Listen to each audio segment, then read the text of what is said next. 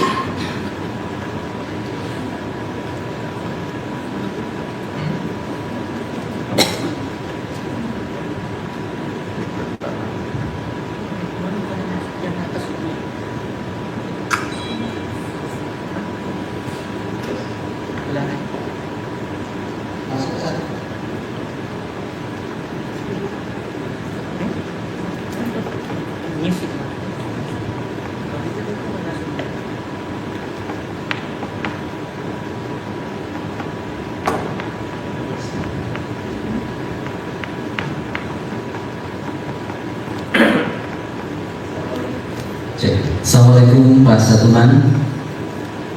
Bisa dengar suara kami?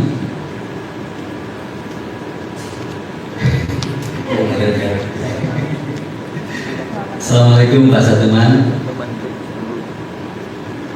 Kami persilakan langsung memberikan sambutannya.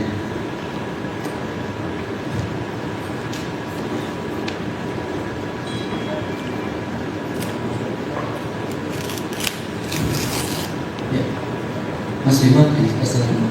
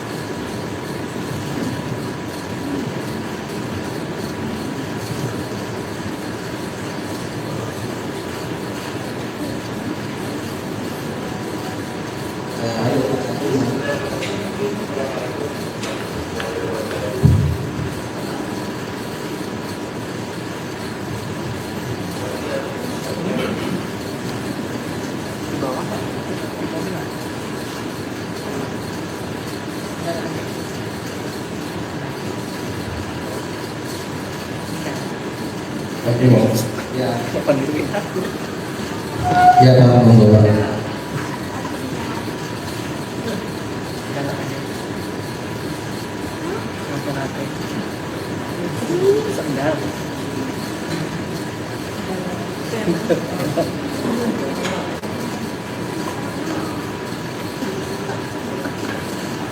Halo, sudah mulai kan? Oh, aku langsung nih, langsung. Gak ada suaranya kan? Ya, sudah. Ya. Bismillahirrahmanirrahim. Assalamualaikum warahmatullahi wabarakatuh. Alhamdulillah rabbil alamin. Wassalatu wassalamu ala nabiyyina Muhammadin wa ala alihi wa sahbihi ajma'in. Alhamdulillah hari ini kita bisa berkumpul Bapak Ibu untuk memperkenalkan Abid dan melaksanakan salah satu kewajiban kami, yaitu manasik umroh yang insya Allah kita akan berangkat pada tanggal 1 Januari tahun 2026. Sebelumnya saya mengucapkan barakallahu kepada Bapak Ibu sekalian yang sudah hadir baik secara offline maupun online, yang telah mempercayakan perjalanan ibadah Bapak Ibu nanti tanggal 1 Januari dengan Abid.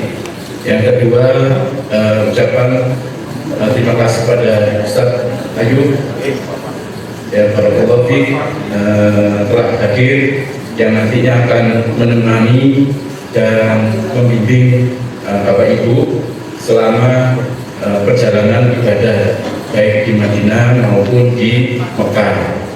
Dan tak lupa terima kasih pada semua tim ABID yang telah membantu ya dengan komando dari Pak Ibrahim selaku direktur yang telah memberikan fasilitas ya dan bantuan untuk kesuksesan acara manasik pagi hari ini. Perkenalkan sebelum manasik umroh nanti kita mulai, perkenalkan saya Satuman Abdul Fadil dari selaku Direktur Utama PT ABID Jaya Wisata, yang mungkin barangkali 10 menit ke depan saya minta waktu untuk yang pertama perkenalkan ya diri dan memperkenalkan ABID agar Bapak Ibu mengenal ya, mengetahui sedikit siapa sih ABID itu, siapa tim ABID ya.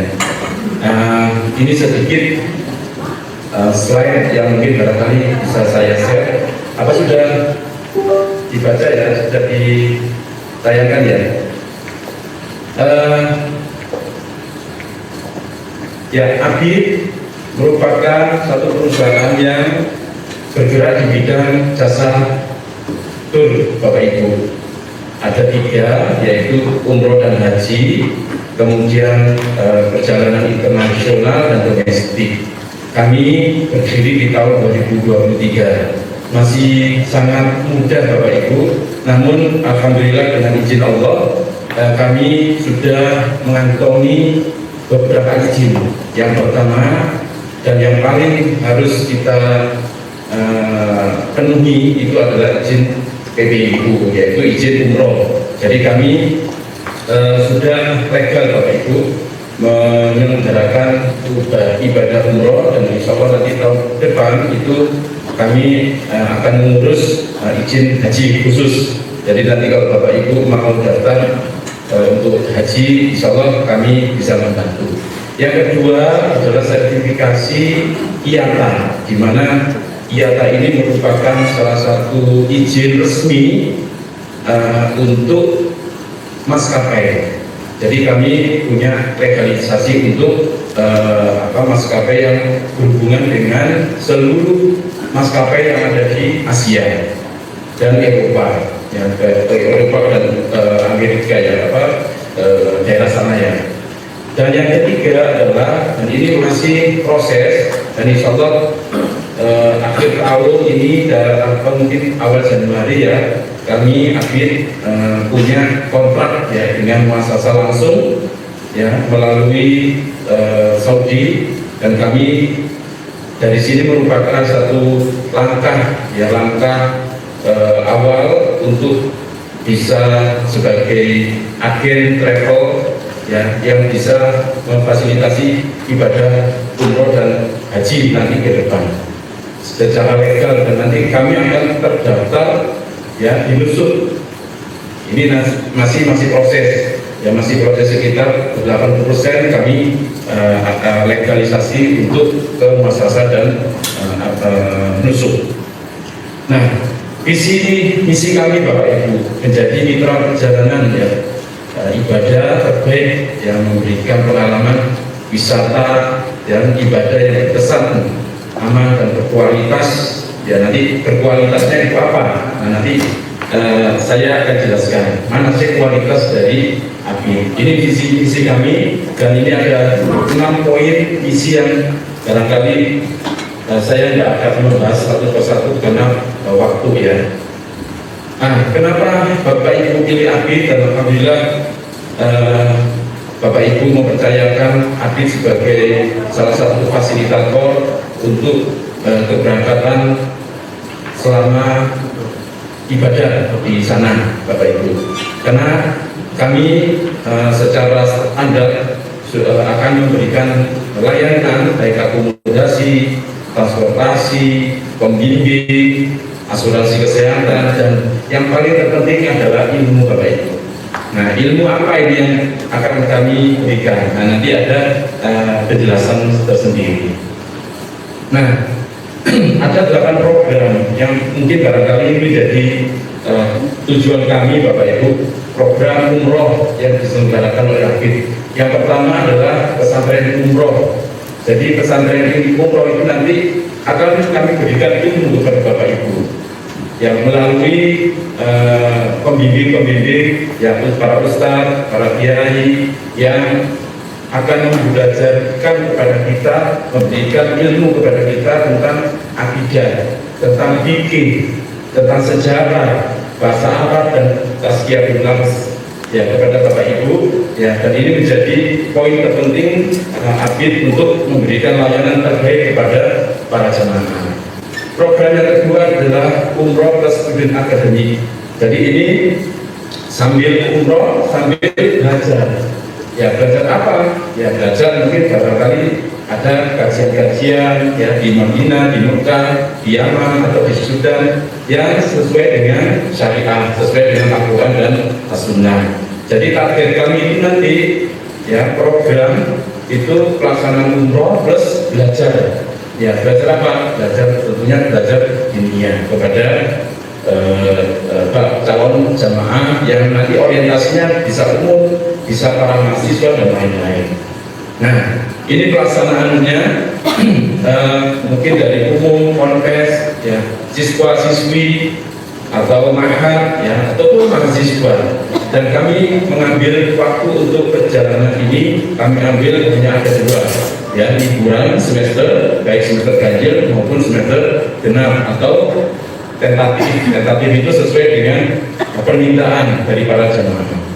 Yang ketiga, program dari AFID yaitu adalah umroh plus skill education. Nah, target kami adalah pembelajaran atau pengenalan sejak dini kepada anak-anak. Jadi nanti selain umroh bareng, ya, juga kita memberikan edukasi kepada anak-anak. Gimana kalau misalkan orang tua punya anak kecil, ya kemudian ingin ikut, ya orang tuanya ikut umroh. Nah, ini kami ada program khusus, di mana nanti kami mantapkan, ya kami kenalkan kepada anak-anak untuk ya memberikan layanan tentang dasar-dasar ilmu tentang umroh.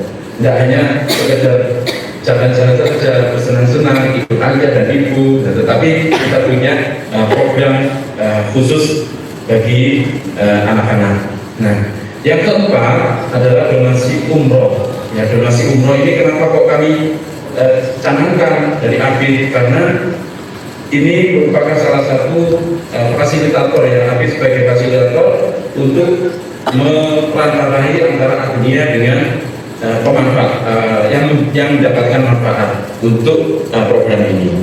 Jadi realnya adalah kami menghubungkan kepada para agnia, para dermawan, jikalau ada rezeki yang lebih atau apa, nah kami punya program untuk memfasilitasi kepada orang-orang muslimah, ya, teman-teman kita, saudara-saudara kita yang ingin sekali punya niat untuk umroh kemudian terhalang oleh ekonomi. Nah, ini menjadi salah satu fasilitas, ya, AFID menjadi fasilitas untuk bisa memberangkatkan beliau-beliau ini.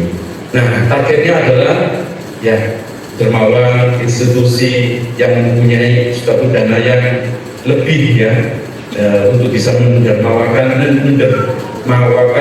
ya dana beliau untuk salah satunya adalah penerima, ya, kayak itu marbot, guru sekolah, ya, dan lain-lain.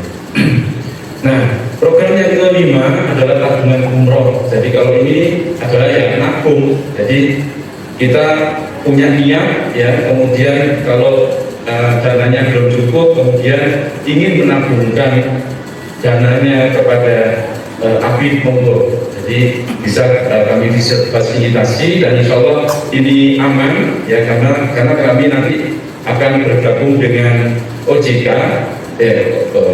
OJK, orientasi jasa keuangan atau koperasi. Namun AFID ini masih memang belum mengarah ke sana, ya, tetapi ini menjadi tujuan kita untuk bisa memberikan kepercayaan kepada calon jamaah untuk bisa nabung umroh bersama Habib.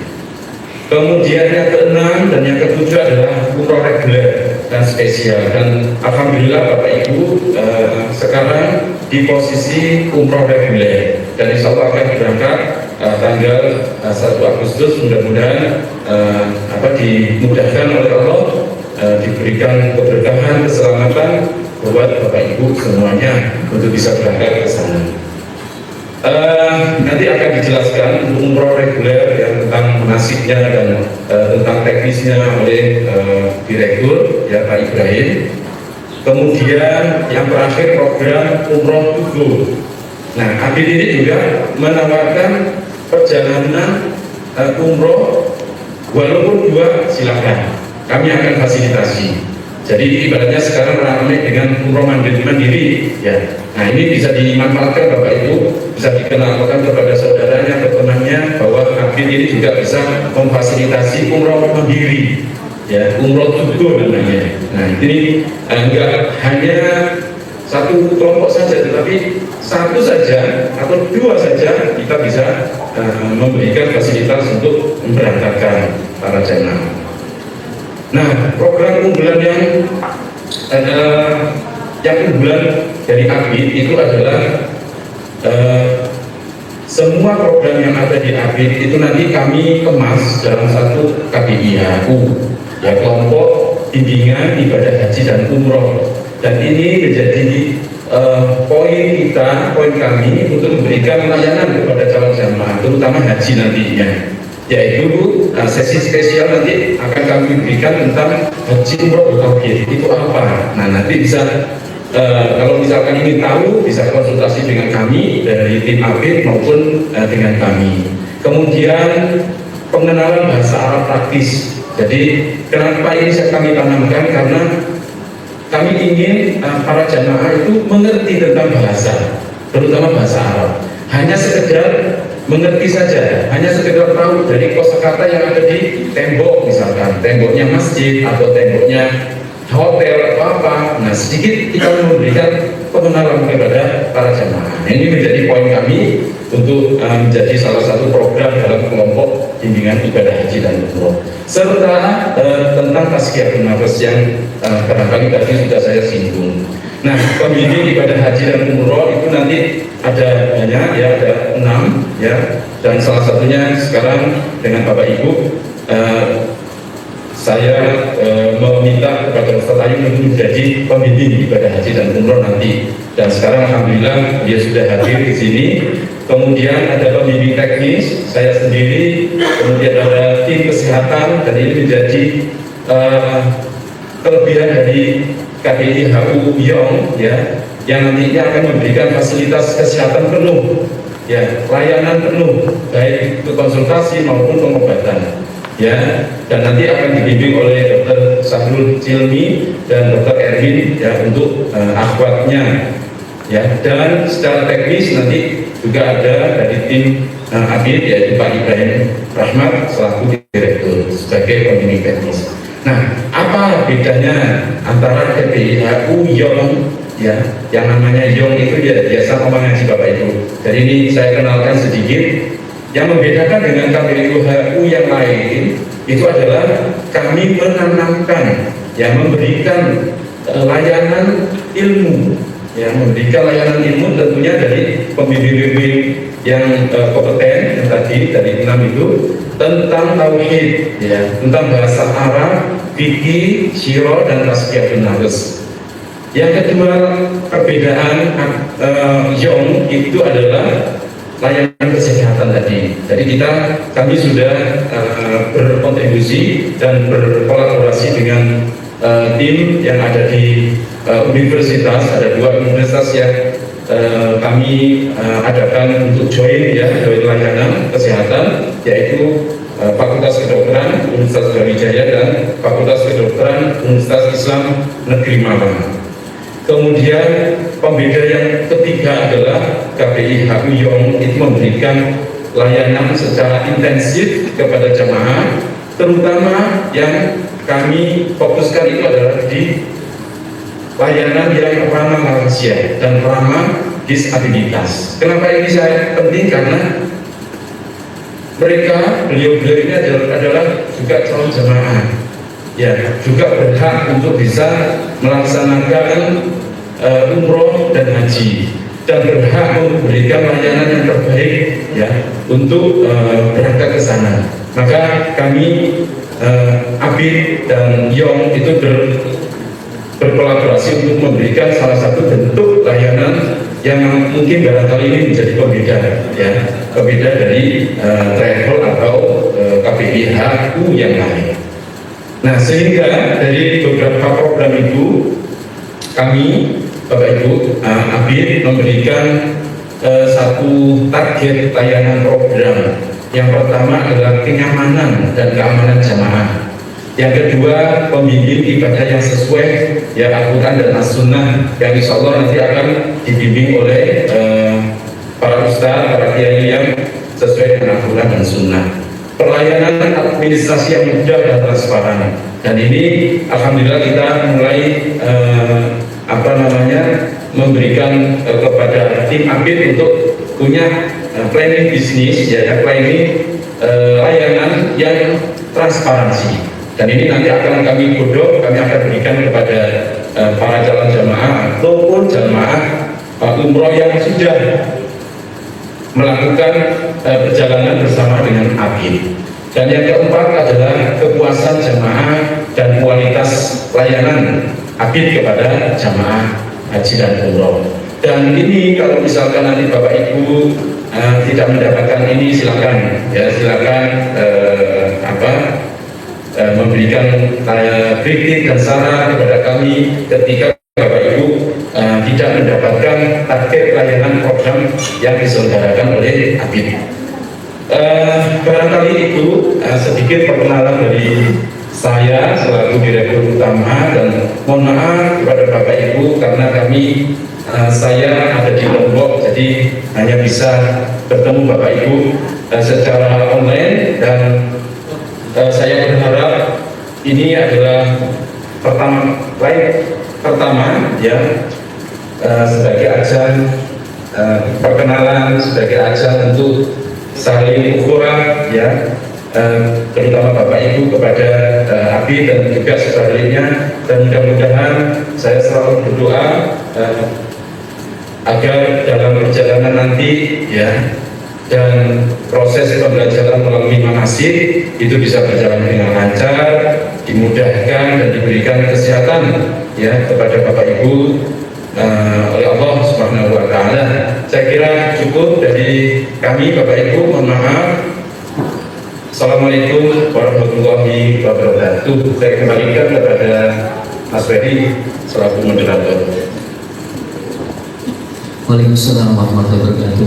Terima kasih Bapak Satema selaku Direktur Utama Abid Islamic Tour. Selamat menjalankan aktivitasnya kembali, Pak. Selanjutnya kita akan mendengarkan penjelasan teknis umroh mulai keberangkatan sampai kepulangan yang akan disampaikan oleh Bapak Ibrahim Rahman selaku Direktur Abid Islamic Tour. Kami persilakan Pak Ibrahim.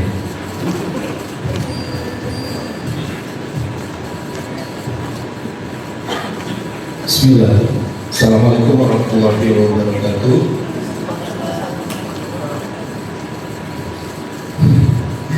Baik. Terima kasih atas waktunya Bapak-bapak sudah mau hadir dan menyempatkan waktu untuk manasik. Yang terhormat Ustaz sebagai yang akan menjadi pemimpin kita, dan yang terhormat Pak Satuan sebagai Direktur Utama.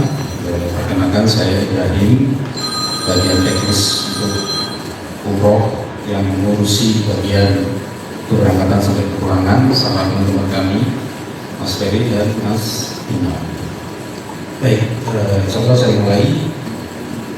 Untuk keberangkatan, persiapan itu untuk iman dan akhwat. Insya Allah di sini nanti kita berikan di grup. Jadi Bapak Ibu biar nggak repot, dia tinggal lihat di grup aja. Karena itemnya agak banyak. Jadi antara iman dan kuat jadi ada perbedaan. Itu lintas. Baik, untuk keberangkatan nanti insya Allah Bapak Ibu kan tanggal 1 Januari sesuai jadwal yang kita berikan di brosur. Itu pesawatnya kan sekitar jam 5 pagi. Jam 5 pagi dari Surabaya. Dan insya Allah untuk meeting pointnya kita itu sekitar jam 11 atau jam 12 malam. Nah nanti kita kondisikan karena itu bertepatan dengan tahun baru. Jadi nanti kemudian kita kondisikan dulu. Sama nanti mobil Highis itu meeting pointnya di masjidnya perumahannya Ustaz Ayu di GKR. Insya Allah di sana. Jadi Highis-nya ready di sana jam 12 tepat kita berangkat ke arah Juanda. Ke Malang dulu, nanti ke Juanda. Kalau yang jamaah di Malang itu standby-nya jam 2 malam. Tujuannya di Malang ya. Nah, yang kita siapnya jam 12 malam di meeting point. Nanti 1 hari sebelumnya kita konfirmasi dan juga sekitar 2 atau 3 jam sebelumnya biasanya kita juga konfirmasi untuk siap-siap. Seperti itu. Nanti berangkat ke Malang, sampai Malang kita jemput kita ke arah meeting point yang ada di Malang, lalu kita berangkat ke Juanda. Estimasi kita sampai di Juanda itu kita usahakan jam 3 pagi sudah di Juanda. Jadi nanti Bapak Ibu sampai Juanda jam 3 pagi kita masuk ke lounge. Lounge itu tempat makan, bisa restoran, tempat makan, ada kamar mandinya juga insya Allah. Nanti koper kita yang ngurus semuanya. Koper kita masukkan, sudah ada timnya kita sendiri, tim handlingnya. Jadi Bapak Ibu menunggu di lounge sambil menunggu boarding pass untuk tiket ke Jakarta. Jadi sekitar jam 4, mungkin sekitar jam 4, mungkin setengah 4 atau jam 4 itu sudah boarding kita naik ke atas. Mungkin sholat subuhnya nanti bersama Ustadz sama TL di atas, nanti dikondisikan. Baik, oh iya, saya mau perkenalkan Pak TL-nya dengan Pak Umar. Kita kan ada dua, kita membersamai Bapak Ibu. Yang satu Ustadz sebagai pembimbing, nanti Ustadz sebagai pembimbing dan sebagai tausiah di sana untuk tempat bersejarah yang ilmu syariahnya. Untuk pembimbingnya dari kita Pak Umar. Pak Umar ini dari Surabaya. Malakan ini yang untuk bagian teknis di sana seperti bis, hotel segala macam nanti dihandle sama Pak. Baik, untuk di Madinah nanti kita terbang tadi kan ke Jakarta dulu. Insya Allah sampai Jakarta itu sekitar jam 6 pagi. Jam 6 pagi Bapak Ibu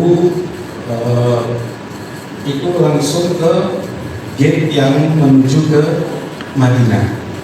Dari Jakarta langsung Madinah. Jadi itu ya nggak bisa lama-lama karena Bapak Ibu kemungkinan langsung kita mungkin ada waktu untuk ke toilet ya, ke toilet sebentar nanti dikondisikan sama Pak Mama sama Ustaz Ayu. Nanti langsung ke gate-nya untuk menuju Madinah. Dan itu transitnya nggak sampai 3 jam Bapak Ibu. Jadi cuma 2 jam sekian. Jadi nggak lama. Terbang ke Madinah, sampai Madinah sekitar jam 3 sore atau jam 4 sore. Saya lupa ini. Insya Allah untuk yang di Madinah hotelnya Bapak Ibu sama semua di Jawa Barat. Maaf, yang kita kan ada 3 paket untuk berangkat tadi. Ada yang paket reguler, ada yang pakai promo VIP dan VIP. Nah, untuk yang pakai reguler dan promo VIP hotelnya di Jawa Barat Brazil.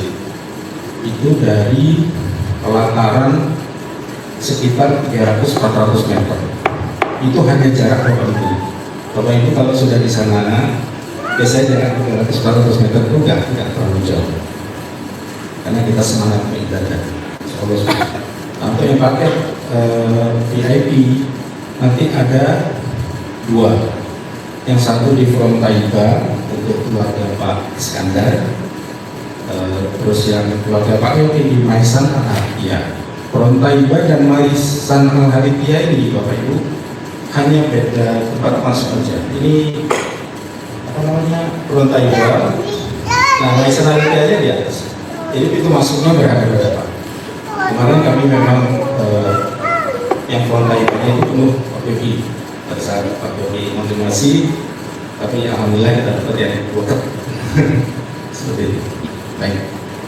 Oke, nanti di Madinah biasanya di hari terakhir, maksudnya pada saat mau berangkat ke Mekah, nanti kan ada sampai ke Madinah, ada ziarah Raudhah dalam, nanti dijelaskan sama Ustaz Ayu. Nanti hari terakhir itu ada manasik kedua. Ini manasik pertama, nanti manasik keduanya insya Allah di Madinah. Nanti kita kondisikan biasanya habis zuhur atau habis asar. Nanti kita berangkat ke Mekah itu pada hari terakhir di Madinah. Untuk jamaah pada saat hari nanti di hari berikutnya, nanti di grup ada pengumuman. Biasanya satu hari sebelumnya diinformasikan bahwa koper harus sudah di depan kamar hotel masing-masing jam sekian. Nanti bis akan menjemput di jamaah di hotel masing-masing. Nah, nanti kan ini kita naik kereta api ya Bapak Ibu. Alhamdulillah ini semua nanti naik kereta api. Nanti koper bagasi tetap di base, dan dari base nanti Ibu ke Bapak Ibu ke Geraha Ali dulu bersama-sama dengan Ustaz. Nanti diantarkan sama bis ke stasiun. Nah, dari stasiun nanti berpisah sama koper, karena koper tidak bisa masuk kereta api. Sebenarnya bisa, cuman karena pelayanan kami nggak mau, karena Bapak Ibu harus bawa sendiri-sendiri. Jadi nyebrang sama pelayanan kami. Jadi koper tetap di base, nanti ada yang awal di base, nanti ketemu di Mekah kopernya. Jadi kopernya lebih lambat datangnya daripada jamaah. Nanti jamaah sendiri, jamaahnya maksudnya tanpa koper nanti sampai Mekah itu ada bis sendiri yang menjemput Bapak Ibu. Kita sudah ada bis sendiri yang khusus, nanti yang bis mau koper belum datang sudah kita. Jadi nanti sama Ustaz ke hotel duluan Bapak Ibu. Nah, nanti Bapak Ibu masuk hotel dulu, istirahat dulu sebentar. Nanti diinfo sama Ustaz jam berapa kita akan umroh. Biasanya umrohnya itu mungkin 1-2 jam dari kedatangan di hotel supaya dapat istirahat dulu. Karena umroh kan butuh fisik, kita harus tawaf, harus sa'i, segala macam. Baik, untuk yang di Mekah kita ada 2 hotel saja. Karena paket promo VIP sama VIP hotelnya sama. Nah, untuk yang paket reguler hotelnya di Wahad Tajiyah. Wahad Tajiyah itu jaraknya sekitar 500 sampai 600 meter. Seperti itu. Tapi jalannya lurus dan landai, tidak ada tanjakan. Itu sudah sampai pelataran di Mesir juga, kalau Mesir juga. Nah, untuk yang VIP dan VIP, Pak Iskandar, Pak Yogi, nanti ada Pak Fitra dari Jakarta itu di Sofra Tower. Sofra Tower itu cuma 50 meter. Bapak Ibu keluar, buka itu dari lobi sudah kelihatan pelataran, cuma nyebrang.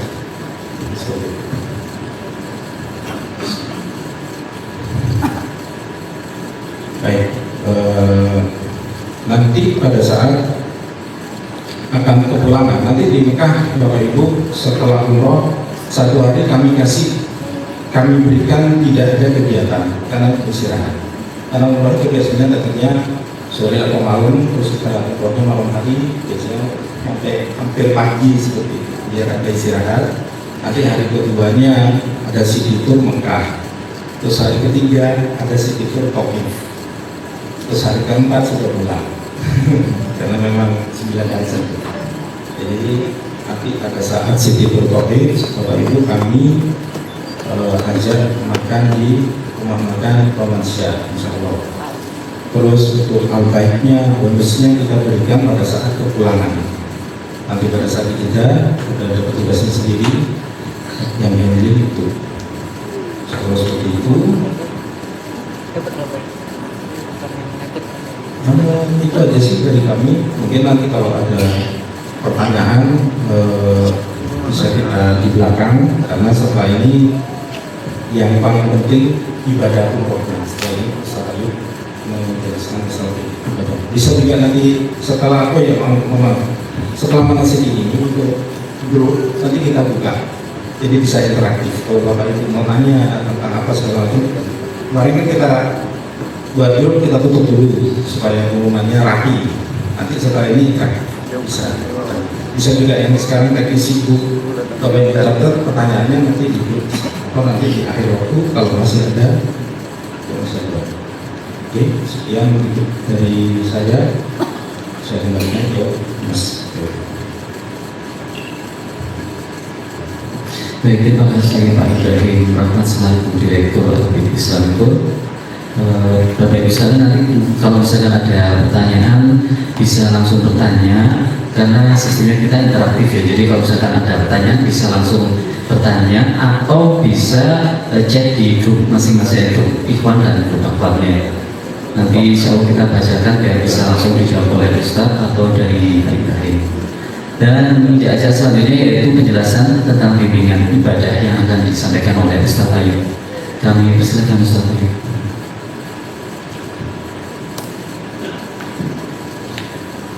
Bismillahirrahmanirrahim. Alhamdulillahirabbil alamin. Wassalatu wassalamu al-atamman al-akmalan 'ala al-mab'uth rahmatan lil alamin wa 'ala alihi wa ashabihi ajma'in wa man tabi'ahum bi ihsan ila yaumiddin. Amma ba'd. Sebelumnya saya ucapkan terima kasih kepada kru yang telah memfasilitasi seluruh jamaah umrah di tanggal 1 Januari insyaallah 2026. Sebelumnya saya sapa para jamaah dari keluarga Pak Iskandar, barakallahu fikum, keluarga Pak Yogi, kemudian dari Pak Suwarno, Pak Adi sendirian, kemudian ada dari Malang ya, Ibu Ani ya. Tadi saya baru tanya namanya, beliau notaris kami ya, di Pondok An-Namak ya, sama di Abid. Barakallahu fikum jami'an. Semoga Allah Subhanahu wa taala menilai dan mencatat pahala antum sebelum melaksanakan amal, karena Nabi sallallahu alaihi wasallam bersabda, barang siapa yang berniat melakukan amal saleh dengan niat yang kuat, maka Allah Subhanahu wa taala catat baginya satu pahala. Kemudian setelah dia lakukan, Allah lipat gandakan menjadi 10 kali lipat, bahkan 700 kali lipat, bahkan lebih. Dengan syarat ketika kita beribadah kepada Allah fokus pada satu poin, yaitu ikhlas. Kita tujukan kepada Allah Subhanahu wa taala dan tidak kita berikan kepada makhluk sedikit pun, baik untuk menuai pujian mereka atau mendapatkan salah satu hal dunia dari mereka. Kemudian yang kedua, Nabi sallallahu alaihi wasallam berpesan, khudhu anni manasikakum, ambillah dariku tata cara umrah dan haji kalian. Maka kita pegang dua pesan ini supaya ibadah umrah kita diterima oleh Allah Subhanahu wa taala, menjadi umrah yang mabrurah dan tidak sia-sia kita mengeluarkan harta yang nominalnya tidak sedikit. Dan ketahuilah jamaah sekalian bahwasanya salah satu sebab Allah menurunkan rezeki adalah ketika hambanya mengeluarkan sebagian dari hartanya untuk mengunjungi Baitullah, yaitu Ka'bah, di dalam rangka berhaji atau umrah. Jelas hadisnya dari Nabi sallallahu alaihi wasallam, beliau bersabda, tabi'u bainal haji wal umrah, ikutilah senantiasa antara haji dan umrah, fa innahuma yanfiyan, karena keduanya bisa menghapuskan yanfiyanid dzunub wal faqir, keduanya bisa menghapuskan dosa dan menghapuskan kefakiran. Para ulama menyebutkan bahwasanya salah satu sebab Allah meluaskan rezeki seseorang adalah dengan berangkat ke tanah suci untuk beribadah, baik haji maupun umrah. Semoga Allah Subhanahu wa taala mencatat kita sebagai hambanya yang ikhlas di dalam melaksanakannya, kemudian Allah mengangkat derajat kita dan menilai kita sebagai hamba yang mendekatkan diri kepada Allah Subhanahu wa Ta'ala. Jamaah sekalian, calon jamaah umrah, calon tamu Allah Subhanahu wa Ta'ala, tidak ada kata yang lebih penting atau bekal yang lebih penting ketika kita haji dan umrah adalah berbekal ilmu. Ya, adalah berbekal ilmu. Adapun teknis-teknis yang disebutkan tadi itu adalah yang menunjang. Itu adalah yang menunjang. Ya, kalau kita flashback ya ke zaman Nabi kita Muhammad Sallallahu Alaihi Wasallam. Nabi Sallallahu Alaihi Wasallam itu umrah seumur hidupnya 4 kali, Bapak. Umrah 4 kali. Yang pertama, beliau berangkat umrah dengan fasilitas seadanya tentunya, dan itu mendapatkan hadangan. Dihadang oleh kaum musyrikin Quraisy di Hudaybiyah. Insyaallah mudah-mudahan kita nanti lewat, ada tempat namanya Hudaybiyah. Disitulah Rasulullah ditahan, tidak boleh melanjutkan perjalanannya untuk umrah, dan Rasulullah mengalah. Kemudian Rasulullah kembali. Di tahun berikutnya Rasulullah kembali umrah. Kenapa? Tadi katanya 4 kali, Ustaz. Kan yang pertama nggak jadi umrah. Tidak jadinya umrah Nabi SAW terhitung 1 karena niat mereka niat yang penuh, niat yang kuat, tapi dihalangi oleh udzur. Maka ini pesan saya sebelum kita berangkat, kuatkan niat kita, ya. Sebagaimana kita menguatkan diri untuk mencari kebutuhan dunia kita, maka ini adalah kebutuhan akhirat kita, tambah dosisnya untuk lebih kuat lagi di dalam meniatkan umrah. Maka terhitung 1. Yang kedua, Rasulullah kembali berangkat dengan fasilitas yang seadanya juga dan berhasil melaksanakan umrah. Ya. Kemudian umrah berikutnya adalah di saat setelah Fathu Makkah. Kemudian umrah yang terakhir adalah umrah yang dilaksanakan bersama dengan haji terakhir atau haji wada. Ya, haji wada. 4 kali Rasulullah SAW melaksanakan umrah. Tentu beliau adalah sosok terbaik, baik secara tata cara ibadahnya, secara semangatnya, dan seluruh aspek lainnya di dalam melaksanakan ibadah ini. Maka jamaah sekalian, saya tekankan lagi, kita di sini sudah memaksimalkan pelayanan dengan sangat penuh untuk memfasilitasi antum, ya. Dan saya pesankan selalu pada jamaah, jangan fokus kepada fasilitas, tapi silahkan fokus pada fasilitas, tapi yang lebih penting adalah ibadahnya itu sendiri. Ya. Kemudian yang berikutnya, sebelum kita masuk ke manasik, saya kira manasik itu langsung saja nanti kita praktek ya. Itu lebih masuk daripada sekedar teori seperti ini, kita sambil praktek. Yang kedua, saya sebutkan kondisi di sana. Beberapa waktu yang lalu, beberapa hari yang lalu saya sempat share ya di grup.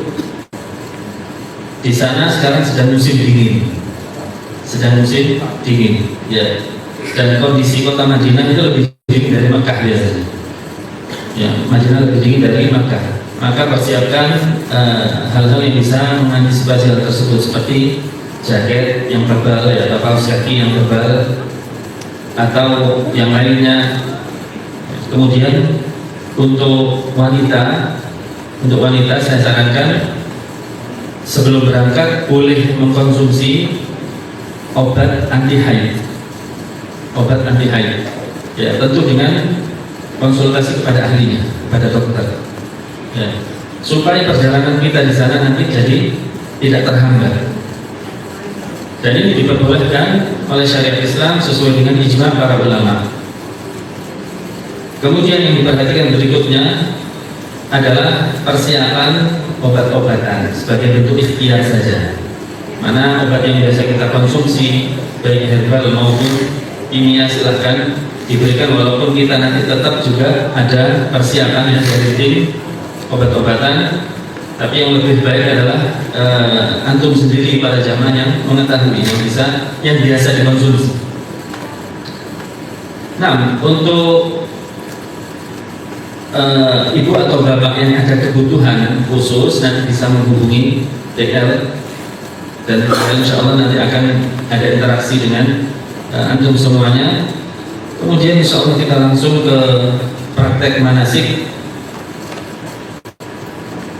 secara praktek langsung ya, lebih paham nantinya.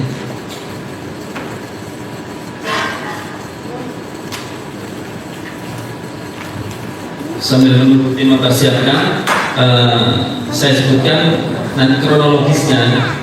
Ketika kita keluar dari kendaraan, kita nanti insya Allah naik kereta, keluar dari hotel Madinah, kita keluar dari hotel Madinah menuju miqat di Bir Ali, untuk mengambil ihram. Dan nanti ketika kita sudah sampai di miqat, kita sudah sampai di miqat, kemudian kita melaksanakan sholat 2 rakaat tahiyatul masjid. Kalau bertepatan dengan sholat fardu, maka cukup sholat fardu saja. Kemudian boleh mandi di situ. Biasanya saya sarankan untuk mandi di hotel supaya nggak ribet. Apalagi kalau bulan Desember Januari itu agak penuh. Jadi nanti mandi di hotel saja. Yang laki-laki bisa pakai baju biasa dulu, nggak usah pakai kain ihram karena kita mampir di miqat. Kecuali kalau yang langsung ke stasiun tanpa mampir ke miqat, pakai kain ihram dari hotel. Ya, karena miqatnya di atas kereta bisa. Kemudian kalau kita nanti miqat di Bir Ali, sudah mandi selesai, mandinya seperti mandi wajib, seperti mandi junub. Kemudian nanti di sana bapak-bapak bisa langsung ganti kain ihram. Setelahnya kemudian mengucapkan labbaik Allahumma umratan, boleh, atau lafaz labbaika umratan, ada di bukunya, boleh kita sambil lihat di halaman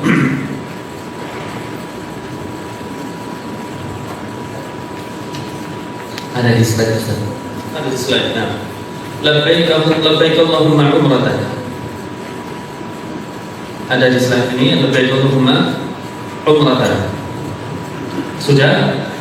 Nah, kemudian step berikutnya, jika khawatir tidak dapat menyelesaikan umroh karena sakit atau adanya penghalang lain, maka dibolehkan mengucapkan persyaratan, atau secara lafaz syariah adalah lafaz isyarat, ya, dengan mengucapkan Allahumma mahili haitsu habastani.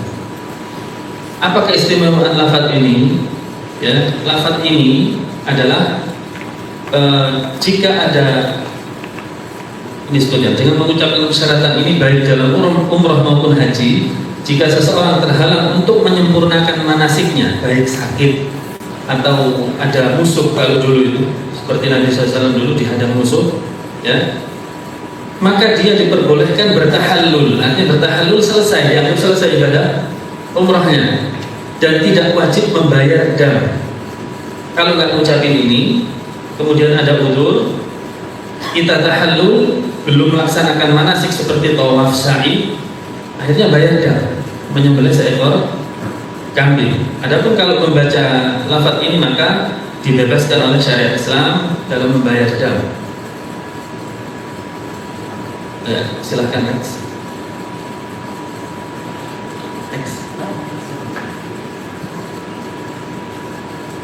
Nah, ini adalah larangan ihram. Ya, kalau sudah tadi mengucap labbaik Allahumma umratan, kemudian mengucapkan Allahumma mahilli haitsu habastani, dilarang mencukur rambut, memotong kuku dan seluruh bulu yang lainnya tidak boleh dihilangkan. Kemudian tidak boleh memakai penutup kepala seperti topi, kemudian yang lainnya yang digunakan untuk menutupi kepala. Kemudian dilarang memakai minyak wangi,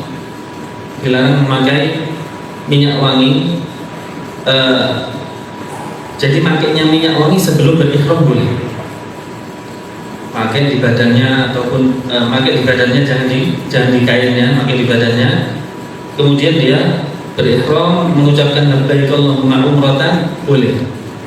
Larangannya adalah setelahnya. Walaupun di sini ada khilaf, ada yang memperbolehkan karena ada hadis yang menyebutkan bahwasanya Nabi SAW terlihat sisa parfumnya di jenggotnya setelah berihram. Ini ada khilaf di sini. Kemudian dilarang berburu hewan. Ada yang mau berburu? Enggak ada, insyaallah. Kemudian dilarang melaksanakan akad nikah. Ketika ihram. Kemudian jima dan yang dapat mengantarkannya. Allah Subhanahu wa taala mengatakan, ya, al-hajj ashhurun ma'lumat faman farada fihinna al-hajj fala rafatha wala fusuqa wala jidala fil hajj. Haji atau umrah termasuk di dalamnya tidak boleh berbuat rafat. Rafat adalah berkata-kata jorok atau termasuk di dalamnya yang mengantarkan kepada perbuatan jima, hubungan antara suami dan istri. Sebentar, ulang satu. Dilarang bertengkar dan berkata kasar. Sama dalilnya, fala rafatha wala fusuqa, janganlah berbuat maksiat, fusuk, wala jidala fil hajj. Ya, termasuk larangan ihram bagi wanita adalah menggunakan cadarnya dilepas, yang pakai cadar. Kemudian tidak boleh memakai sarung tangan, ya. Walaupun sebagian ulama mengatakan cadar dilarang karena ada ikatan di wajahnya, sehingga Imam Asy-Syafi'i memikirkan caranya. Kalau memang larangannya adalah ikatan di wajahnya, akhirnya ikatannya di kepalanya, namanya burqah. Tapi ini adalah ijtihad ulama. Yang jelas bagi saya, wallahu a'lam, tetap untuk kehati-hatian dilepas cadar. Ini adalah ujian bagi kaum muslimin. Sama seperti ketika tawaf, pada asalnya ikhtilat dilarang, campur laki perempuan dilarang. Tapi di tawaf bagaimana? Ini adalah ujian, maka kita dituntut untuk fokus menghadap Allah Subhanahu wa taala. Kemudian termasuk larangan pada wanita adalah ada ihram wanita bebas, yang penting pakaiannya tidak mengundang pandangan lelaki menuju tubuhnya, ya, seperti pakaian yang ketat atau pakaian yang tipis atau warna yang cerah yang bisa mengundang pandangan laki-laki. Kemudian tidak diperkenankan bersolek, apa? Bersolek ketika ihram, ya. Demikian juga di luar ihram sebenarnya. Kemudian sudah selesai, kita akan nanti naik ke kereta dan disunnahkan untuk memperbanyak talbiyah. Labbaik Allahumma labbaik, labbaik la syarika laka labbaik, innal hamda wan ni'mata laka wal mulk la syarika lak. Berhubung kita naik kereta beda dengan naik bus. Kalau naik bus ada mic-nya. Mungkin ada yang pernah umrah, naik bus ada mic-nya. Kita bisa pandu berulang kali. Kalau di kereta nggak bisa. Maka saya katakan di sini, ya, ada plus minusnya. Kalau naik bus bisa seperti itu, mungkin lebih meriah. Tapi naik kereta nggak ada, tapi cepat nyampenya. Pilih mana coba? Ya, kan lebih baik cepat nyampenya. Ini talbiyah kita sendiri-sendiri. Labbaik Allahumma labbaik, labbaik la syarika laka labbaik, sampai akhir. Kalau capek boleh berhenti, nggak ya harus berbicara terus. Boleh disertai dengan baca Al-Quran atau berdoa atau berzikir. Kita termasuk di waktu mustajab doa. Masuk waktu mustajab ketika safar. Apalagi kita kondisi ihram, kondisi ibadah, perbanyak doa. Doa-doa yang dulu belum dikabulkan di Indonesia silahkan. Yang penuh di sana. Ya. Kemudian, Pak Ustaz, mungkin sebelum kita masuki ke Masjidil Haram bisa praktek memakai kain ihram dulu. oh iya benar. Kita insya Allah mempraktekkan batik kain ihram.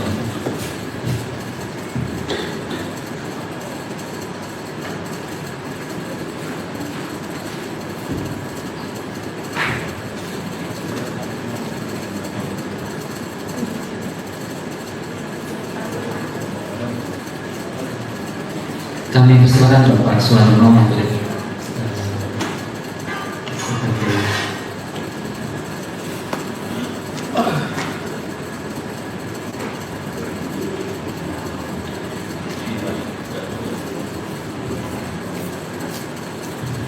Ini teknis pakai ihram, nggak ada sunnahnya.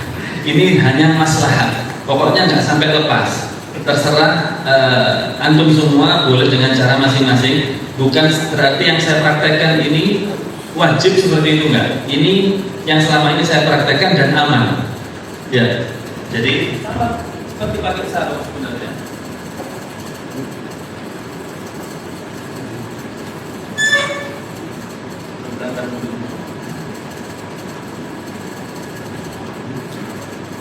Boleh dengan cara ya. boleh dengan cara seperti ini. Boleh dengan cara seperti ini. Ya. Ini Seperti sarung ini. mana sebagai sarung. Nah, untuk ikatannya ini buat Jadi membuka simpul. untuk apa ya? Mengikat. Nah, dan ini nah, Seperti sarung. ini apa nih? Kita mau lompat mau apa insya Allah nggak keluar. Congkok. Mau jongkok nggak itu ya? Sorry. Nah, aman. Ada tidak? Jadi ada dua sisi. Bentar. Ini nanti yang di hulu. Ini kan masih sini. Ini karena lebih kurus saya dari beliau.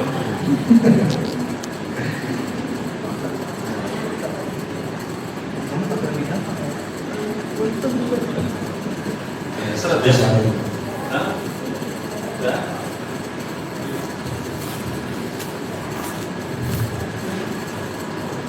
Ini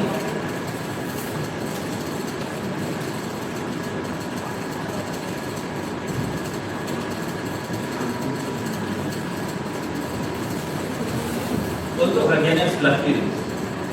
Untuk bagian yang sebelah kiri pakai simpul seperti tadi untuk mengikat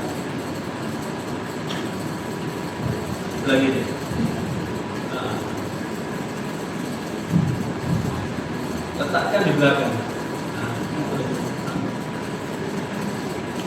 ini.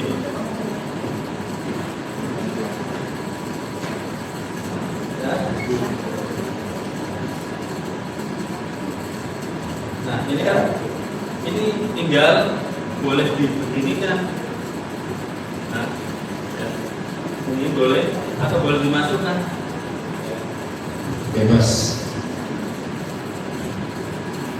Sebelum tawaf bebas. Ya, masukkan gitu.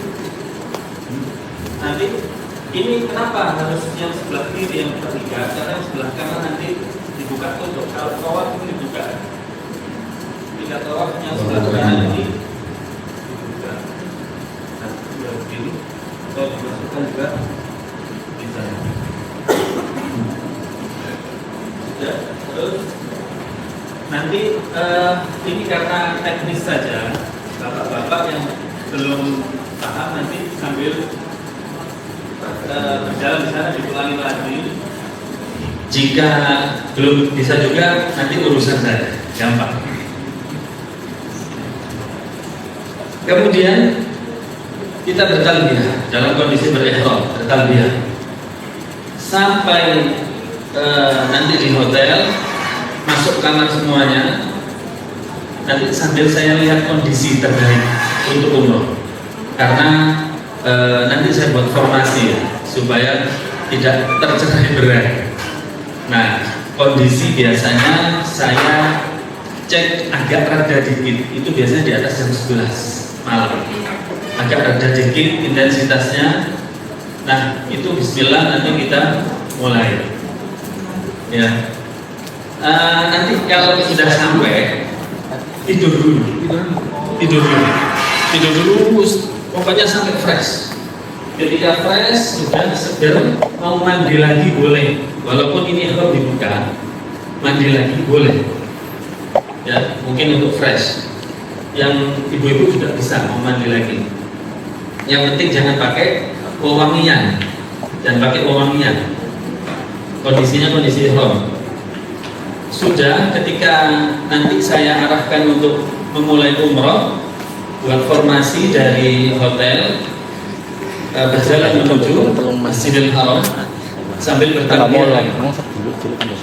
bertalbiyah. Kemudian tadi disebutkan ketika masuk Masjidil Haram, itu juga masuk masjid sebenarnya. Hanya saja kita di Masjidil Haram lebih kita perhatikanlah ya. Allahumma ftahli abwaba rahmatik, ini cukup. Tapi kalau mau tambah yang bawah lebih bagus. A'udzu billahil azim wa biwajhihil karim wa sultanihil qadim minasyaitonir rajim. Kalau kita lihat dari artinya, karena kita berdoa nggak hanya mengucapkan di lisan. Ya Allah, bukakanlah pintu-pintu rahmat-Mu. Ketika kita masuk Masjidil Haram, banyak sekali rahmat Allah, dan kita minta di sini. Kemudian yang bawah fungsinya untuk memaksimalkan ibadah kita, karena di sini berisi perlindungan kepada Allah dari syaitan. Yang mungkin ketika di dalam ibadah umrah, syaitan menggoda kita ya untuk tidak menundukkan pandangan barangkali, atau syaitan menggoda kita merasa capek dengan ibadahnya atau mengendorkan semangat dan lain sebagainya, bisa. Maka sebaiknya dibaca ya, insya Allah di bawah surat Al-Ikhlas panjangnya, Qul huwallahu ahad, lebih panjang daripada doa, insya Allah bisa ya. Next. Nah, ini tentang Ka'bah. Ka'bah sini disebutkan ada kiswah ini penutup, kain hitam ini kiswah. Kemudian mi'zab itu adalah talang pipa emas. Mana ini di sini? Jadi ibaratkan di sini mi'zab. Kemudian rukun Yamani, yang penting adalah Hajar Aswad. Hajar Aswad berarti ada di sebelah sini. Hajar Aswad ada di sebelah sini. Kita masuk dari arah yang sesuai dengan Hajar Aswad, mulai dari sini. Kemudian kita mengatakan kalau memungkinkan untuk disentuh dan dicium, maka disentuh dan dicium. Jika tidak, maka disentuh saja. Jika tidak mungkin, maka hanya salam dari jauh. Tidak perlu nanti ada orang-orang yang gini, nggak perlu ya, hanya salam saja. Bismillahirrahmanirrahim. Bismillah pada lafaz pertama, selanjutnya hanya Allahu Akbar. Jadi sambil begini, Bismillahirrahmanirrahim ya, Bismillahirrahmanirrahim. Kemudian kita berjalan. Tawaf sebenarnya ada sunnah romal, yaitu berlari kecil sampai 3 putaran pertama, karena kita rombongan ya ada, dan sunnahnya ini hanya untuk laki-laki saja, karena kita rombongan wanita dan pria, maka lebih baik diutamakan kepentingan bersama. Kita berjalan, tidak ada doa khusus, silahkan berdoa kepada Allah yang semampunya. Boleh berzikir subhanallah, alhamdulillah, wa la ilaha illallah, Allahu akbar. Berdoa Rabbi ighfirli wa liwalidayya warhamhuma kama rabbayani shaghira. afwan, ini lupa ya. Ini harus ittiba, bukan harus sunnah, cuman muakkadah. Ini ittiba seperti ini. Dibuka bahu sebelah kanan ketika tawaf. Ini adalah sunnah Nabi SAW pada umroh yang kedua. Kata Nabi, buka bahu kalian untuk simbol menunjukkan kekuatan kalian. Karena yang tahun pertamanya apa? Dihadang oleh musuh. Nah, kemudian kita berzikir, kemudian berdoa atau membaca ayat Al-Quran, tidak ada zikir dan doa khusus. Kecuali sampai di sini, sujud sebelum Hajar Aswad. Di layar bisa dilihat rukun Yamani. Ya, sujud sebelum Hajar Aswad itu rukun Yamani. Kita baca Rabbana atina fid dunya hasanah wa fil akhirati hasanah wa qina adzabannar. Ulang-ulang terus sampai pada Hajar Aswad lagi, terhitung satu kali, kemudian Allahu Akbar, putar lagi, putar sampai hitungan yang ketujuh, sampai hitungan ketujuh. Ya, di sini kemudian dari 7 sampai sini ya, kita hitungan terakhir di Hajar Aswad. Kemudian kita menuju makam Ibrahim. Kita menuju makam Ibrahim sambil mengatakan wattakhidhu min maqami Ibrahim musalla. Ada di kitabnya. Wattakhidhu min maqami Ibrahim musalla. Sini kita disunahkan sholat di belakang makam Ibrahim. Ya, jika kondisi penuh krodit, maka dimanapun kita bisa sholat 2 rakaat. Disunahkan rakaat pertama baca Al-Kafirun, Qul ya ayyuhal kafirun, dan rakaat kedua baca Al-Ikhlas, Qul huwallahu ahad. Sudah, jika memungkinkan di belakang situ biasanya ada Zam-Zam. Disunahkan untuk minum Zam-Zam. Di dalam sebuah riwayat disebutkan sambil diguyurkan ke kepalanya, sedikit saja diguyurkan ke kepalanya. Sudah, maka kita mengarah ke arah Mas Sa'i di situ. Ya, di sini Sa'i. Kita menuju ke tempat Sa'i sambil mengucapkan, ada slide-nya. Slide-nya bisa dibantu. Di tempat Sa'i. Nah, ya. Kita kesini sambil mengatakan, membaca ayat Al-Quran, Innas Safa wal Marwata min sya'airillah. Sampai situ cukup boleh, atau dilanjutkan sampai akhir ayat juga boleh. Innas Safa wal Marwata min sya'airillah faman hajjal baita aw i'tamara fala junaha alayhi an yatawwafa bihima wa man tatawwa'a fa inna Allaha syakirun 'alim. Boleh kita sini.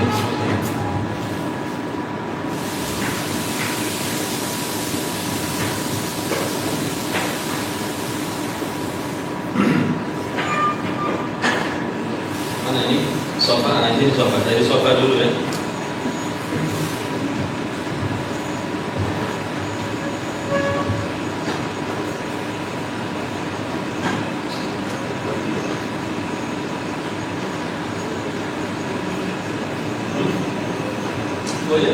Ini setelah tawaf ditutup. Setelah tawaf, ya bapak-bapak ya, ditutup. Hanya untuk tawaf saja. Tutup, kemudian menuju tempat sa'i. Tadi baca Inna Safa wal Marwata min syairillah, ditambah dengan nabda'u bima bada Allahu bihi. Ini sunnah semuanya, enggak baca pun enggak apa-apa.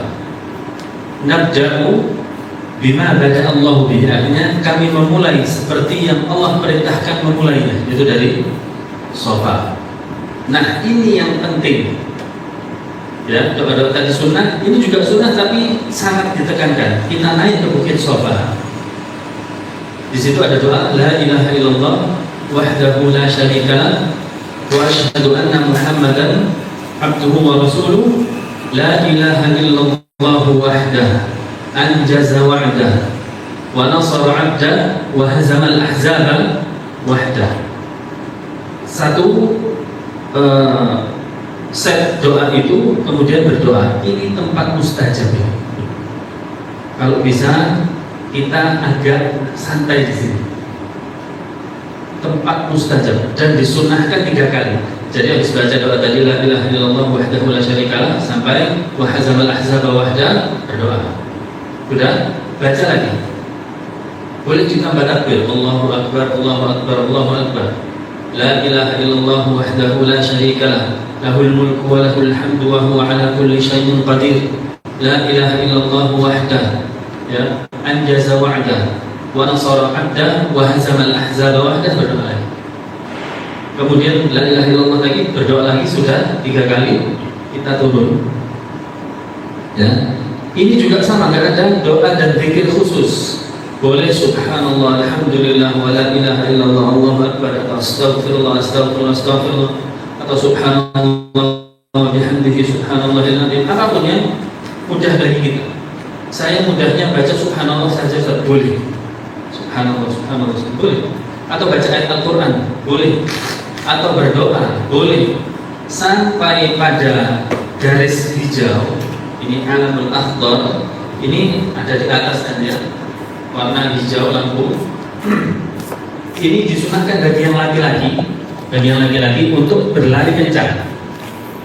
Ya, tapi seperti metode ulang tadi kita bersama-sama. Mungkin seperti Pak Warno atau siapa yang single, kalau mau Ustaz saya mau lari di situ. Oke, tapi dengan syarat sudah sampai sini tunggu, ya, tunggu jamaah, nggak boleh berpisah. Atau ya bapak-bapak, Pak Yogi barangkali atau siapa, Pak Iskandar, Pak Adi, saya juga mau lari. Oke, nanti ibu-ibunya kami yang jaga, ya, sampai di sini berhenti ya. Ya, kalau enggak bersama-sama aja jalan. Ya, di sini baca. Ada sudah dicantumkan ya. Allahumma ighfir warham akram. Sudah. Ya, Nanti agak lupa menjelaskan, nanti ibu bapak itu mendapat buku doa, nanti digantung pada saat berdoa sama. Oh iya, lihat seperti Pak Umar itu, nanti ada ID card, ada sesuatu, ada buku doa. Lupa tadi saya menjelaskan. itu dibaca doanya sampai baca boleh. Ya. Nah, kalau sudah melewati ini sampai di Marwah ini hitungan 1. Berarti di Marwah ini hitungan ganjil. Kalau di sofa hitungan genap. Ya, di Marwah hitungan ganjil. Jadi kalau kita sampai Marwah kok hitungannya 6 berarti salah. Kalau salah berarti dikurangi sebelumnya 5, berarti masih 5. Di sini juga sama. Berdoa seperti tadi, ini juga tempat mustajab. Ini juga tempat mustajab. Kita menghadap kiblat, nanti ada info, ada kiblat, ada tulisannya menghadap ke kiblat. La ilaha illallah wahdahu la syarikalah lahul mulku wa lahul hamdu wa huwa ala kulli syai'in qadir. La ilaha illallah wahdah anjaza wa'dah wa nasara 'abdah wa hazama al-ahzaba wahdah. Berdoa. Ulang lagi la ilaha illallah sampai akhir, berdoa lagi. La ilaha illallah sampai akhir, berdoa lagi 3 kali. Ya. Nanti biasanya kalau penuh di sini agak diusir sama polisi. Ya sudah, kalau diusir kita jalan aja. Ya. Kemudian turun lagi dari Marwah menuju sofa. Di sofa hitungan genap 2. Terus sampai berakhir 7 di sana. Sampai berakhir 7 di Marwah, kemudian kita bisa keluar. Untuk tahallul. Ya, untuk tahallul. Yang laki-laki lebih afdal untuk dihabiskan rambutnya. Ini mendapatkan doa dari Rasulullah 3 kali. Sedangkan perempuan dipotong setiap sudutnya, jadi diambil dibagi 3, kanan, kiri, belakang, ya. Kemudian dikumpulkan diambil satu anmula. Anmula itu satu ujung jari. Bagi 3, diambil krek terus belakang, krek yang kiri, atau mau dikumpulkan semua, kalau bisa silakan. Cukup selesai ibadah umroh. Simpel, hanya mungkin 3-4 jam. Ini inti dari ibadah umroh, kemudian kita bisa istirahat dan kembali lagi di hotel. Ya, di botak sudah ya. Jadi sunnahnya untuk di botak dihabiskan.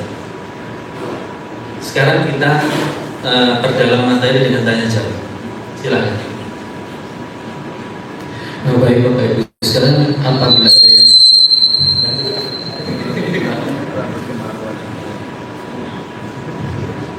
kalau ada yang mau bertanya kami persilakan Bapak Ibu sekalian.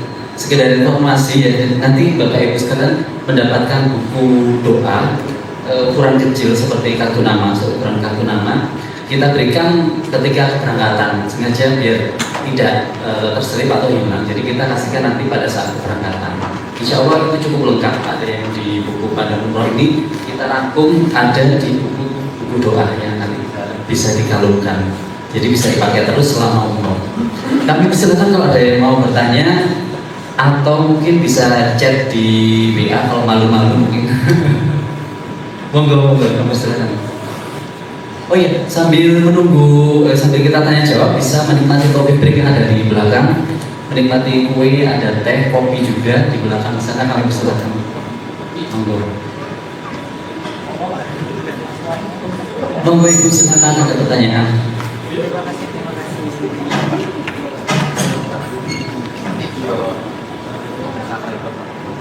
Assalamualaikum warahmatullahi wabarakatuh. Izin tanya Ustaz, ibu saya kan, ibu mertua itu kakinya terkena stroke kan, jalannya itu kurang normal. Terus saya lihat kan nanti di Januari kan peak session ya, rame gitu kayaknya. Nah nanti ketika tawaf itu berarti nggak bisa bersamaan, nonton gitu Ustaz. Sebaiknya gimana Ustaz? Oh iya, itu untuk berjalan kesusahan atau bisa berjalan, tapi kalau perlahan banget. Apa-apa, nanti coba saya kondisikan. Kalau memang bisa berjalan nanti sama TDL sendiri, nanti yang lainnya sama saya. Ya. Kalau kursi roda, kalau butuh kursi roda, nanti bisa. Kalau memang butuh kursi roda bisa kamu usahakan. Tapi nggak bisa tawaf di sisi Ka'bah ya, di lantai 2. Berarti terpisah sama Pak Yogi. Nggak apa-apa, nanti bisa sama TL atau kalau Pak Yogi mau dorong sendiri ya bisa. Malah ada fadilah birrul walidain. Kalau sa'i masih bisa satu rute. Bisa, kalau sa'i bisa pakai kursi roda. Ada jalurnya, treknya sendiri. Di tengah itu trek kursi roda.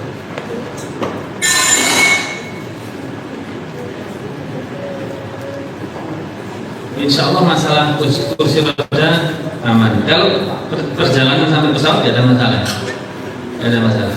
Kalau memang butuh kursi roda bisa, insya Allah sampai di pesawat ada. Kenapa? Oh siap, nanti bandara. Bisa dicatat barangkali Pak Ibu siapa? Oke, ya disiapkan. Iya Pak Iskandar silakan. Bu Yana belum? Sudah. Oh, mau tanya selama rangkaian umrah itu kami istilahnya memberikan instruksi atau mengkomandoi dari awal sampai akhir atau gimana? Instruksi seperti tadi. Iya. Iya. Doa-doanya terus zikir-zikirnya gitu. Terus Baik. ini harus apain kita gitu. Iya, bentuk karena seperti yang saya katakan tadi kita bentuk formasi. Tujuannya supaya tidak tercerai-berai, supaya instruksi tadi bisa sampai semuanya. Bisa sampai semuanya. Mungkin suara itu agak terpecah ketika tawaf karena penuh. Nah, nanti di sana saya instruksikan sebelumnya ada doa-doa yang dibaca sendiri yang sifatnya sunnah silahkan dibaca sendiri.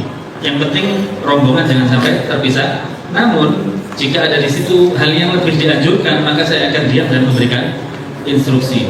Contoh seperti lewat rukun yamani, itu biasanya saya kencengin, Rabbana atina fid dunya hasanah. Nanti yang belakang kencengin juga, nyampein supaya suaranya yang belakang seterusnya.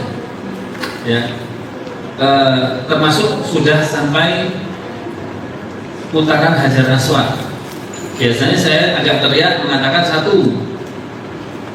terus nanti putar lagi Bismillahirrahmanirrahim 2 gitu. Ada instruksi-instruksi yang penting, itu biasanya saya agak kencengin. Tapi yang sifatnya sunnah, yang sifatnya boleh ditinggal, maka sebelumnya saya katakan nanti baca ini ya, baca ini gitu.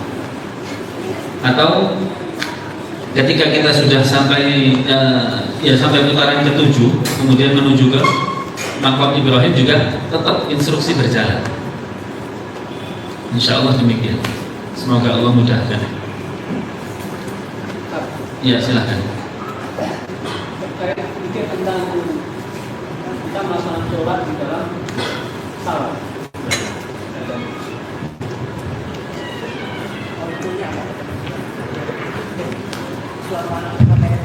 Terkait fikih tentang kita melaksanakan sholat di dalam pesawat. Contoh kita di dalam pesawat pas waktu subuh atau waktu sholat lainnya. Terus kita tolong dicontohkan cara wudhu dengan air yang sesuai sunnah. Nah, untuk ritual sholat di pesawat, ya kemarin keberangkatan kemarin itu sholat subuhnya di pesawat semua. Sholat subuhnya di pesawat semua karena kita sibuk untuk boarding, ya kan jam 5 itu ya pesawatnya. Jadi ketika sudah sampai di pesawat, sudah ada yang sudah punya wudu, ya langsung sholat dalam kondisi duduk. Yang belum punya wudu, kalau sholat di pesawat cukup tayamum. Cukup tayamum. Kenapa? Kan di toilet ada air, kan gitu. Kondisi tayamum itu diperbolehkan jika pertama air tidak ada, kedua air ada tetapi susah menjangkaunya. Ini masuk di pesawat, ini masuk yang kedua, karena air di pesawat itu terbatas untuk mereka yang buang hajat. Kalau kita pakai wudhu kasihan yang buang hajat, maka di atas pesawat ini boleh untuk memilih tayamum. Yang ketiga, air ada tapi kondisi tubuh ini kalau kena air bermudarat, seperti sakit, meriang dan lain sebagainya, boleh tayamum. Ya. Jadi kalau sholat di pesawat biasanya saya anjurkan untuk tayamum. Caranya dengan menepukkan telapak tangan, ya dua telapak tangan ini boleh di kursi pesawat, pokoknya bebas di mana. Ya, yang penting jangan di baju orang sebelahnya. Jadi kursi pesawat begitu, kemudian ditiup, kemudian diusapkan ke wajah dulu boleh atau tangan dulu boleh. Caranya begini. Kemudian diusapkan di wajah, kemudian yang kanan dulu. Perut telapak ini menggosok ke punggung telapaknya kanan, biasanya itu dulu sampai sini aja. Kemudian ini sudah. Jadi saya ulang.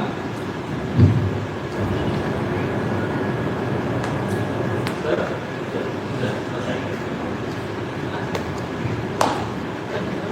Ya, begini ini kan sudah kena dua sisi. Nah, ini juga sudah kena sisi yang berikutnya. Kemudian kita sholat kondisi duduk karena nggak mungkin kondisi berdiri. Ya, caranya yang dibedakan biasanya rukuk dan sujud. Sujud usahakan condongnya itu lebih rendah daripada rukuk, itu saja.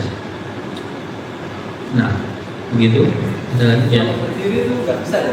Kemasannya kita berdiri. Bagaimana pas kita berdiri, kita duduk dengan berpikir atau dengan Terus waktu sujud kita duduk lagi gitu. Nanti berdiri lagi apa nggak bisa? Nggak bisa, susah. Jadi berdiri pun kita nggak boleh, ya, karena di situ boleh kalau memang kita sudah di atas pesawatnya, sudah stay di atas, itu boleh berdiri, tapi kita susah kalau mau sholat sambil berdiri. Jadi lebih baik dengan duduk. Nah, ada lagi? Sepanjang rangkaian umroh itu apa harus dalam kondisi berduduk? Sepanjang rangkaian umroh yang harus dalam kondisi berwudu hanya tawaf. Hanya tawaf. Jadi tawaf itu nanti kalau ada yang batal wudunya segera lapor. Kita akan tunggu nanti.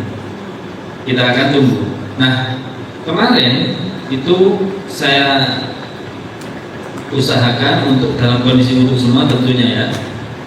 Kemudian saya ajarkan jika ada yang harus berwudu atau batal di tengah-tengah tawaf, nanti di antara saya atau PL Pak Umar untuk mengambil air wudu. Kemudian nanti kita tunggu. Jadi tugas kenapa berdua? Tujuannya untuk itu. Kalau ada yang lambat maka di-handle salah satunya. Nanti kita tunggu di manasik berikutnya. Tawaf sudah selesai, ada yang PL lapor ke saya ada 2 orang sama saya contohnya. Oke, saya tunggu, saya nggak sa'i dulu. Saya tunggu. Ya, demikian. Jika batalnya di putaran ke atau tengah-tengah ya, contohnya putaran ketiga. Jika batalnya di putaran ketiga itu sudah sempurna itu berarti sampai Hajar Aswad, maka kalau dia batal tinggal melanjutkan 4, 5, 6, 7. Tapi jika batalnya di putaran 2,5 belum sampai 3 dan belum sampai Hajar Aswad, maka terhitung masih 2. Maka kalau dia wudu